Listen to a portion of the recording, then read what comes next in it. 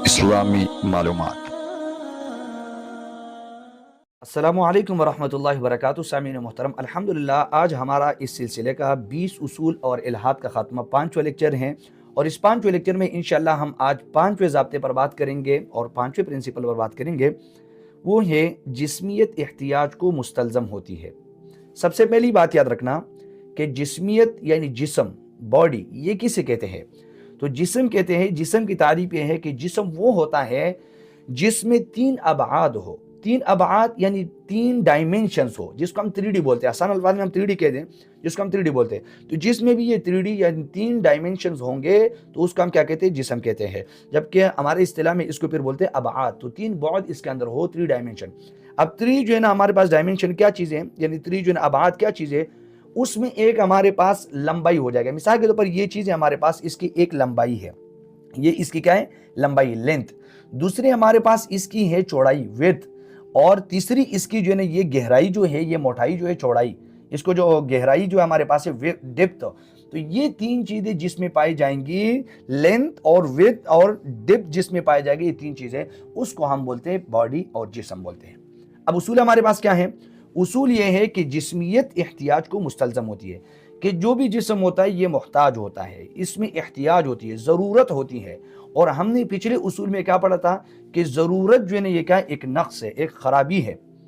अब ये इस पर बात करेंगे कि ये जो जिस्म है ये मोहताज कैसे होता है, ये एहतियाज को मुस्तलज़म कैसे है।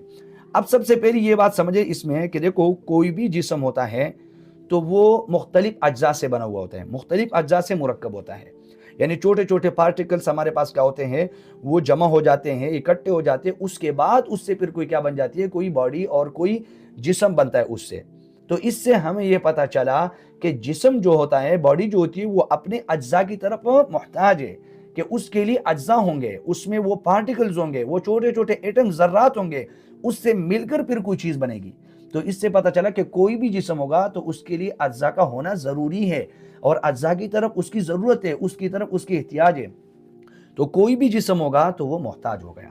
तो खुलासे कलाम बात की हो गई, बात यह है कि हर जिस्म मुरक्कब होता है, कंपाउंड होता है, ठीक है। और हर मुरक्कब जो है ना अज्जा की तरफ, पार्टिकल्स की तरफ, छोटे छोटे ज़र्रात की तरफ क्या होता है? मोहताज होता है। तो इससे साबित हुआ कि जिस्म क्या है? मोहताज है। अब अगर हम ये कहें नऊज़ु बिल्लाह कि भाई अल्लाह ताला जिस्म है, तो अगर अल्लाह के लिए आपने जिस्म को मान लिया तो गोया कि आपने अल्लाह को मोहताज माना, क्योंकि उसूल हमने क्या पढ़ा? जिस्मियत एहतियाज को मुस्तलज़म होती है, अपने अज़्ज़ा की तरफ जो है ना वो जो है ना लाजिम और मोहताज होती है, ज़रूरत होती है उसकी तरफ। तो जबकि अल्लाह ताला एहतियाज से पाक है, अल्लाह अस्समद ज़ात है, बेनियाज ज़ात है अल्लाह ताला, कोई एहतियाज अल्लाह को नहीं है, कोई ज़रूरत अल्लाह को नहीं है, क्योंकि एहतियाज एक नक्स है। और अल्लाह ताला, हमने शुरू में पढ़ा था कि अल्लाह ताला हर नक्स से, तमाम नकाइस से अल्लाह ताला क्या है? पाक और मुनज़्ज़ह है। तो जब ये बात आपको समझ में आ गई कि अल्लाह ताला जिस्म नहीं हो सकता है क्योंकि जिस्म मोहताज होते हैं, और अल्लाह जो है ना मोहताज नहीं है क्योंकि एहतियाज से नक्स है उसके अंदर और नकाइस से अल्लाह ताला पाक है। ये एक बात हो गई। दूसरी बात ये है, अल्लाह ताला जिस्म इसलिए नहीं है कि अगर खुदा को नऊज़ु बिल्लाह फ़र्ज़ कर लेते हैं हम, अगर अल्लाह को जो है ना मिसाल के तौर पर जिस्म माने, तो मुमकिन है हमारे पास 3 सूरतें हैं।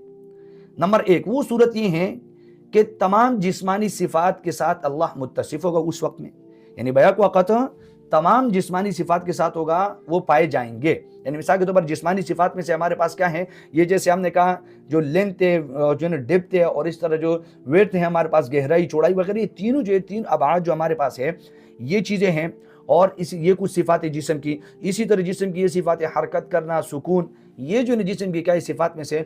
तो या तो ये होंगी, पहली सूरत मुमकिन है ये है कि अगर जिस्म फ़र्ज़ कर ले तो अल्लाह में तमाम जो है ना सिफ़ात पाए जाएंगे बैक वक़्त, या ये होगा कि तमाम सिफ़ात बैक वक़्त नहीं पाए जाएंगे, दूसरी सूरत हो जाएगी। तीसरी सूरत है कि बाज़ सिफ़ात जिस्म के पाए जाएंगे, बाज़ नहीं पाए जाएंगे। ये तीनों सूरतें जो है ना अल्लाह के लिए नहीं हो सकती।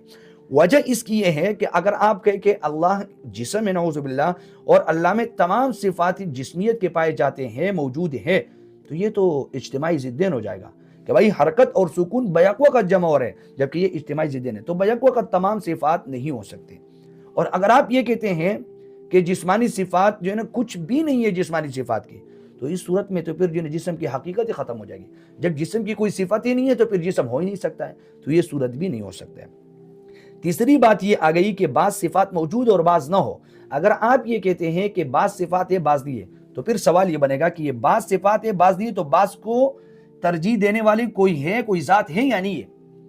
تو بعض کو ترجیح دینے والی ذات یعنی مرجح مخصص کوئی ہوگی یا نہیں ہوگی؟ اگر بعض کو ترجیح دینے والی کوئی ذات ہے تو اس صورت میں خدا کا کسی مرجح اور مخصص کی طرف جو ہے نا احتیاج لازم آ گیا اور اس کی طرف ضرورت آ گئی. اور اگر آپ کہتے ہیں کہ کسی مخصص اور مرجح نہیں ہے تو ترجیح بلا مرجح آ گئی. بغیر کسی مخصص کے بعد صفات کیسے اللہ کے ساتھ اور اس کے ساتھ خاص ہو گئے؟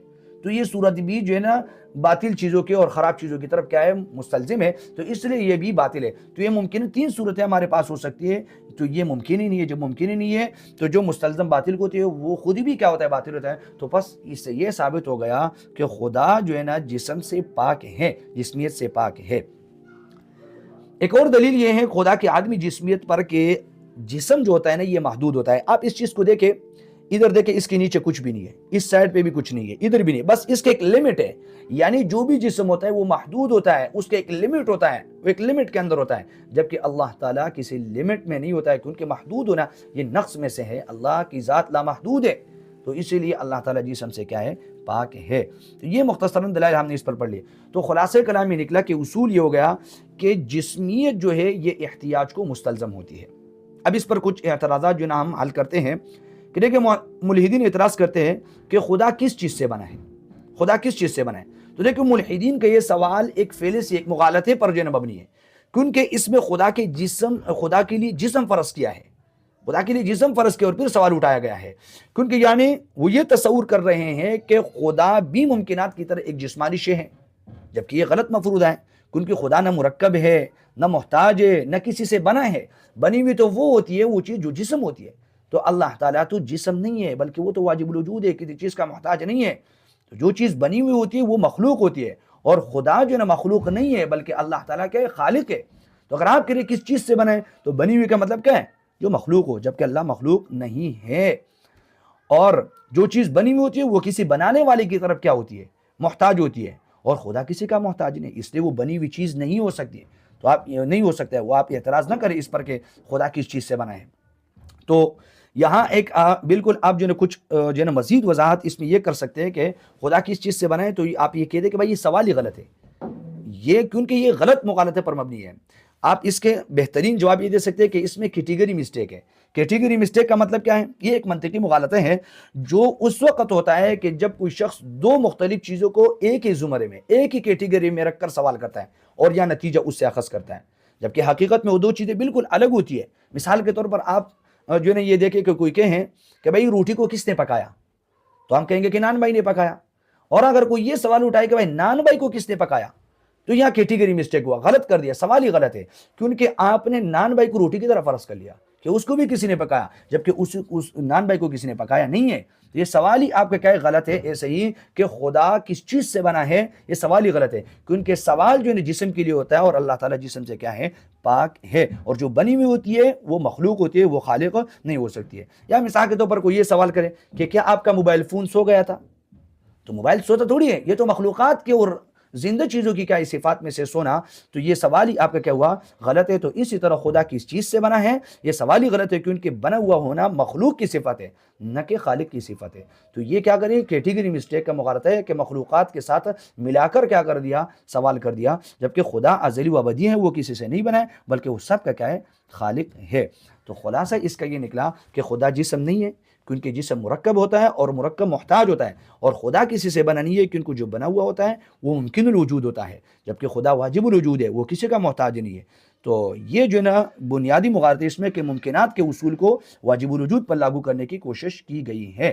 تو یہ ان کا جو ہے نا بنیادی مغالطہ ہے اس میں. دوسرے اعتراض یہ کرتے ہیں کہ جو ہے نا ہر زندہ ذات کے لیے کھانے پینے کی ضرورت ہوتی ہے، تو خدا کے لیے کھانا پینا کیا ہے؟ تو یہ بھی وہی جو ہے نا منطقی مغالطہ ہے، کیونکہ یہاں بھی غیر جسمانی ذات کے لیے جسمانی خصوصیات جو ہے نا فرض کیے جا رہے ہیں، کیونکہ یہ کھانا پینے جسم کی صفات میں سے ہے اور جسمیت کے لیے ضروری ہے کھانا پینا، جبکہ اللہ جسم سے پاک ہے. تو جو ہے نا کھانے کی طرف ان کی طرف اس کے احتیاج بھی نہیں اللہ تعالیٰ کھانے پینے کی طرف، انہیں کھانے پینے کی حج جسم کی صفت ہے نہ کہ ہر زندہ ذات کی. تو خدا جسم نہیں ہے، اس لیے اس پر جسمانی قوانین لاگو نہیں ہوتی ہے. ٹھیک ہے، تو یہ جو ہے نا ہمارے پاس بنیادی بات ہو گئی. اور وہی بات ہے کہ جسمیت اگر آپ مانیں گے خدا کے لیے تو اس میں پھر احتیاج آئے گی، اور اللہ تعالیٰ ضرورت اور احتیاج سے کیا ہے پاک ہے. مزید ایک میں آپ کو ایک آسان مثال پیش کرتا ہوں کہ دیکھو، اگر جیسے مثال کے طور پر کوئی کہے کہ مچھلی پانی کے بغیر زندہ نہیں رہ سکتی ہے، مچھلی پانی کے بغیر زندہ نہیں رہ سکتی ہے، تو کیا پرندے بھی پانی میں رہتے ہیں؟ تو وہی یہ سوال ہی غلط ہے. یہ سوال اس لیے غلط ہے کہ دیکھو مچھلی کی ساخت اور سٹرکچر جو باڈی کی ہے وہ الگ ہے اور پرندے کی الگ ہے. تو دونوں کو الگ الگ جو ہے نا آپ رکھو، آپ ملاتے کیوں ہے کہ بھائی آپ نے جو پانی کی ضرورت مچھلی کے لیے تھی وہ آپ پرندے کے لیے بھی پوچھ رہے، تو اس کے لیے نہیں ہے ضرورت ہو. تو ایسے ہی اگر کسی جسم کے لیے، مخلوق کے لیے کسی چیز کی ضرورت ہے تو خالق کے لیے ضروری نہیں ہے وہ چیز. خالق مخلوق کی طرح نہیں ہے، بلکہ وہ خالق ہے، وہ سب کا پیدا کرنے والا ہے. ٹھیک ہے. ایک اور اعتراض کرتے ہیں کہ اگر خدا جسم نہیں ہے تو پھر وہ کیسے موجود ہے؟ تو دیکھو یہاں بھی یہ سمجھا گیا ہے کہ اصل مغالطہ دیا کہ کوئی چیز، کسی چیز کے موجود ہونے کے لیے جسم ہونا ضروری ہے، باڈی ہونا ضروری ہے. یہ مغالطہ پیش کیا گیا ہے. یہ غلطی ہے کہ کوئی چیز موجود تب ہوگی جب اس کی باڈی ہوگی، کوئی جسم نہیں. یہ ضروری نہیں ہے. آپ دیکھ سکتے ہیں کہ بھائی وجود کے لیے جسم ضروری نہیں ہے، کہ عقل کو دیکھو، محبت کو دیکھو، عدل، علم، یہ سب موجود ہے لیکن جسم نہیں رکھتے یہ چیزیں. بھائی عقل کو دیکھو، شعور کو دیکھو، بہت سے مجرد حقیقت ہے یعنی نان فزیکل چیزیں ہمارے پاس ہے کہ جسم کے بغیر موجود ہوتی ہے. تو خدا کا وجود جسمانی قیود سے کیا ہے؟ پاک ہے. تو خدا کا عدمی جسمانیت ہی اس کی واجب الوجود ذات کی کیا ہے؟ دلیل ہے کہ ان کو کسی کا محتاج نہیں ہے. مثال کے طور پر جیسے روشنی نظر آتی ہے، روشنی نظر آتی ہے ہمیں مگر اس کا کوئی جسم نہیں ہوتا ہے. تو اسی طرح خدا موجود ہے مگر جسمانی حدود سے کیا ہے؟ پاک ہے. ایک اور اعتراض کرتے ہیں کہ اگر خدا جسم نہیں ہے تو پھر وہ کیسے سنتا ہے اور دیکھتا ہے اور علم رکھتا ہے؟ تو یہ وہی غلطی کر دیا کہ جیسے مخلوقات کی صفات اور مخلوقات کے لیے جو چیزیں ضروری ہے اور جسم کے لیے جو چیزیں ضروری ہیں وہ اللہ کے لیے فرض کی جا رہی ہے، جبکہ اللہ دیکھنے کے لیے آنکھ کا اور سننے کے لیے کان کا اور ان چیزوں کا کیا ہے؟ محتاج نہیں ہے. ان چیزوں کی احتیاج نہیں اللہ تعالیٰ کی طرف، اللہ کے لیے. مثال کے طور پر انسان روشنی کے بغیر نہیں دیکھ سکتا ہے، جبکہ اللہ تعالیٰ بغیر کسی وسیلے کے دیکھنے پر قادر ہے. سمجھ آ رہی ہے؟ انسان کے سننے کی ایک لمٹ ہے، ایک حد ہے، مگر اللہ ہر آواز کو ہر جگہ سے بیک وقت کیا کرتا ہے؟ سن سکتا ہے. تو مخلوقات کی صفات یعنی گوئے کہ اللہ تعالیٰ کی تعریف وہی ذہن میں رکھ دی کہ جو مخلوقات کے لیے چیزیں ہیں اور اپنی طرف سے ایک تعریف فرض کر لی اور پھر اس پر اعتراض کرتے ہیں. تو جسمانی صفات سارے اللہ کے لیے ثابت کرے تو یہ غلط جو ہے نا وہ ہے. تو ان اعتراضات کو آپ پہلے والے اصول پر بھی فٹ کر سکتے ہیں کہ کسی چیز پر آپ جب حکم لگائیں گے تو سب سے پہلے اس کی معرفت ہوتی ہے، اس کی پہچان ہوتی ہے کہ اس کی تعریف کیا ہے، پھر آپ اس پر اعتراض کر سکتے ہیں. پانچوں ایک اور اعتراض ہمارے پاس یہ ہو جائے گا کہ اگر خدا جسم نہیں ہے تو پھر وہ کیسے اثر انداز ہوتا ہے مادی چیزوں پر؟ مادی چیزوں پر یعنی آپ جب کہتے ہیں کہ اللہ مادی نہیں ہے، ٹھیک ہے، اور جو ہے نا وہ فزیکل نہیں ہے یعنی جسم نہیں رکھتا ہے، تو پھر وہ مادی چیزیں، دنیا کی جو مادی چیزیں، اس پر اثر انداز کیسے ہوتا ہے؟ یعنی گویا کہ یہ اعتراض اس بنیاد پر ہے کہ سبب اور مسبب کو مادی ہونا ضروری ہے. یہ سمجھا گیا ہے کہ جہاں بھی کاز اور ان ایفیکٹ یہ والا رول ہے اس کے لیے مادی ہونا دونوں کے لیے ضروری ہے، یہ فرض کیا جا رہا ہے. ٹھیک ہے. تو جبکہ یہ بات یہ غلط ہے کہ بھائی سبب اور مسبب دونوں مادی ہونا ضروری ہے، کاز اینڈ ایفیکٹ میں جو ہے نا دونوں جو ہے نا مادی ہونا ضروری ہے. یہ مفروضہ اور یہ دعوی غلط ہے. کیونکہ مثال کے طور پر عقل کو دیکھو، محبت کو دیکھو، گریویٹی، فورس آف گریویٹی کو دیکھو، کشش ثقل جسمانی نہیں ہے مگر یہ ہمارے جو مادی اجسام ہیں ان پر کیا ہوتے ہیں؟ اثر انداز ہوتے ہیں، اس پر اثر کرتے ہیں. تو خدا کی قدرت جسمانی قیود سے آزاد ہے، وہ بغیر کسی وسیلے کے کیا ہو سکتے ہیں؟ اثر انداز، اثر جو ہے نا ڈال سکتا ہے. تو آسان مثال سے آپ یہ دیکھیں کہ کشش ثقل کو دیکھیں، گریویٹی کو نظر نہیں آتی ہے، جسم اس کا کوئی خاص نہیں ہے، جسم نہیں ہے اس کا، مگر ہر چیز کو وہ کھینچتی ہے. اسی طرح آپ دیکھیں ہمارے موبائل کے سگنلز ہیں، تو یہ سگنل جو آتے ہیں ہمارے موبائل میں اثر انداز ہوتے ہیں، کوئی اس کے جسم نہیں ہے، کوئی اس کی جو ہے کیا بولتے ہیں، کوئی جو ہے نا باڈی اور کوئی ٹوس چیز نہیں ہے وہ ہمارے سامنے، لیکن وہ ہمارے موبائل پہ کیا ہوتی ہے؟ اثر انداز ہوتی ہے. تو ضروری نہیں ہے جو ہے نا سبب اور مسبب دونوں کا جو ہے نا مادی ہونا. تو جیسے یہ چیزیں اثر انداز ہو سکتی ہے، ایسے ہی اللہ تعالیٰ خدا بغیر جسم کے بھی اثر انداز ہوتا ہے کیونکہ وہ قادر مطلق ذات ہے، کیونکہ ان میں تمام صفات کمال موجود ہے اللہ تعالیٰ میں. اچھا، ایک اور اعتراض کرتے ہیں کہ اللہ کے وجود کو بغیر جسم کے سمجھنا ممکن نہیں ہے. تو بغیر جسم کے سمجھنا ممکن نہیں. بہت ساری چیزیں ہم نے مثالیں پیش کر دی کہ بھائی وہ بغیر جو ہے نا آپ اس کے جسم کے مانتے ہیں، عقل، شعور وغیرہ یہ چیزیں، محبت یہ چیزیں مانتے ہیں، فیلنگ جتنے بھی ہیں مانتے ہیں آپ اس کو بغیر جسم کے، جبکہ خدا کے لیے یہ اصول آپ نہیں جو ہے نا سمجھتے اور یہ نہیں مانتے خدا کے لیے. یہ دوہرا معیار آپ چھوڑ دیجیے، ٹھیک ہے. اور اگر آپ کے سمجھ میں ایک چیز نہیں آتا ہے تو یہ مطلب تو نہیں ہے نا کہ آپ کو کوئی چیز سمجھ نہیں آتی، وہ چیز ہی نہیں ہے، وہ ذات ہی نہیں ہے، آپ اس چیز کی انکار کر دیں. تو آپ کے سمجھ میں آنا اور نہ آنا اس کی وجہ سے ہم فیصلہ کریں گے کہ آپ کی سمجھ میں آ رہا ہے تو ٹھیک ہے مانیں گے، جو چیز سمجھ میں نہیں اس کا انکار کر دیں۔ پرانے زمانے میں بہت ساری ایسی چیزیں تھی جو ہماری سمجھ میں نہیں آتی تھی، لیکن سائنس نے ترقی کر کر کے ان چیزوں کے ساتھ مانوس ہو گئے، تو وہ چیزیں ہم نے دیکھ لی اور ہم اس سے مانوس ہو گئے، تو ہم ان چیزوں کو مانتے ہیں، سمجھتے ہیں، یقین رکھتے ہیں اس پر۔